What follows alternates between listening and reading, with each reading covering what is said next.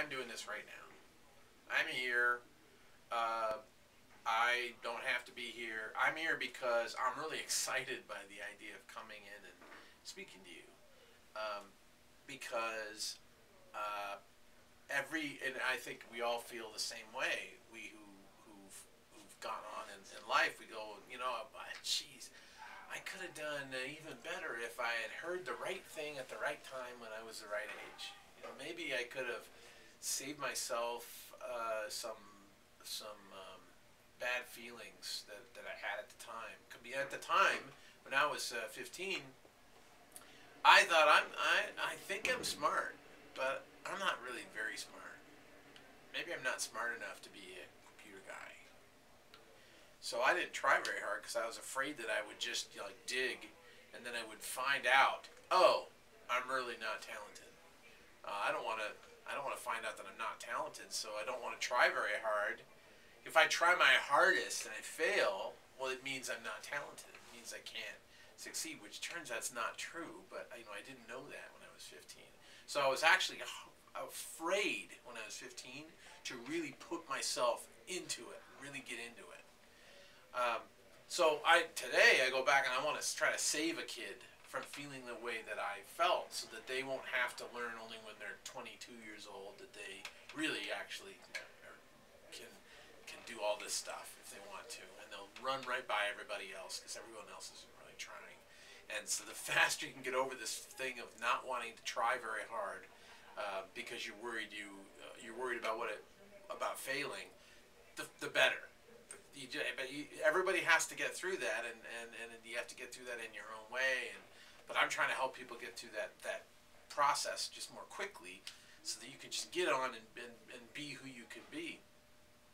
So I'm willing to do that. Now I'm willing. I enjoy doing this. I'm excited. I'm grateful for this opportunity as an adult to come in and pass something on that you might remember years from now, and you might go, oh, that was good advice. I'm really happy that I heard that. So the thing is all you have to do is hook in to that natural inclination that many experts out there have, where they've got their money, they have their job, they're highly regarded by the fans, they're highly regarded by their fellow people in their industry, and whether they're sports stars or whatever, but there's something missing. There's still something missing for them, and that something is, but I got to pass this on. And so you can tap into that psychology, but the way to tap into that psychology is you have to have spinning, burning eyes of fire. You've got to really want it, and they'll see that you really want it, and they'll say, okay, I'll invest in this kid. And if you don't really want it that much, then they're like, oh, well, I got other things to do. I'm happy when a kid comes along who really wants to work hard. It's not the kid who's like super talented, by the way. There's that too. Like it's fun to help people who are really talented. That's true. But even people who are not so talented, if somebody says, I just want it, I'll do anything for this, and they just put their energy out there, you want to help those kind of folks. People like me want to help them, and it becomes a challenge for us. It becomes like a matter of personal pride. Like here's someone who doesn't have that much talent, but maybe with my help, they'll overcome that and they'll discover new talent, or they'll make some breakthrough just with hard work. And so I'm going to take this on. It'll be a challenge, and then the kid benefits from that. So the thing is that when I was in your position, I was thinking like, oh, I'm just kind of bothering adults, and they're like, get out of here, kid, you're useless. And that's not the situation. There are people like that, but if you encounter people like that, you just shrug and move on. They're not the right person to talk to.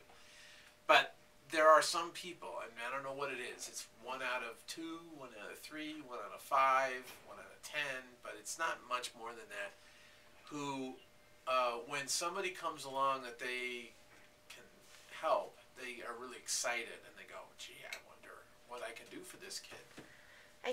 And the payment that you give them back is to actually try out their advice and show them that you're trying to train the way they're telling you to train, And you do that a little bit, and then they go, oh, okay, took a little bit on. Now I'm going to invest more. And then they end up spending more and more time with you. And you get that benefit that other kids who were afraid to ask for that help, they don't get. I think, too, it takes a critical eye of finding the people. I mean, you've written about this, James, finding the people that you want to be like the most. And if there's somebody that you really, really want to be like, it must be their art. It must be just within them.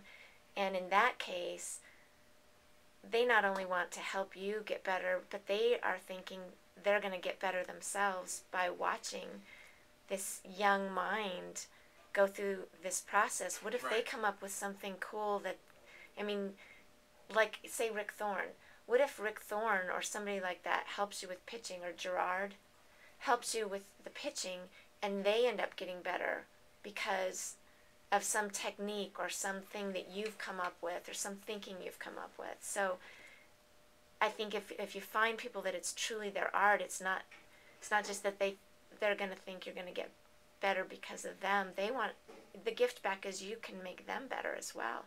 And I don't think kids realize that empowerment. Right, that's one of the things. That's definitely one of the things that you should keep in mind. That you're actually bringing something to them, an opportunity for them to help make them better. Because when it's strange. It seems counterintuitive, but actually, when somebody explains how to do something to you, it forces them to think about it in a different way. Because they can't explain it unless they unpack the knowledge in a different way. And so, it actually, to teach something, does help you learn it better yourself. And so I teach testing, software testing, and I knew how to do software testing before I started teaching, but not the way I know it now, because I've had to explain it hundreds and hundreds and hundreds of times to hundreds of people over and over again. I've had to demonstrate it, and each person is a challenge. It's like a golf course. I don't know if you've ever done golfing. I don't like golfing myself, but it just occurred to me. It's like the thing about golf courses is people can play golf over and over again on the same golf course or different golf courses, and it's a different challenge every time because each golf course is a little different, or the weather conditions are a little bit different. It's not the same challenge every time. So every different person that I teach makes it interesting for me. I'm not just doing the same thing I've done before, because they are a particular new landscape that is a new challenge for me. I have to figure out their psychology, the particular resources I have to work with them, their particular sensitivities. So it's a fun new problem every time, but I definitely learn more about my own art while I'm teaching someone. So that's the one thing that you need to keep in mind, that you're bringing to a mentor. The other thing that is a value that you're bringing to them is that your success becomes their success. Because when they invest in you and you do well, then they can look around and say, oh, that's the kid, I taught him everything he knows. Yeah, that's I can right. see Gerard doing that. That's right.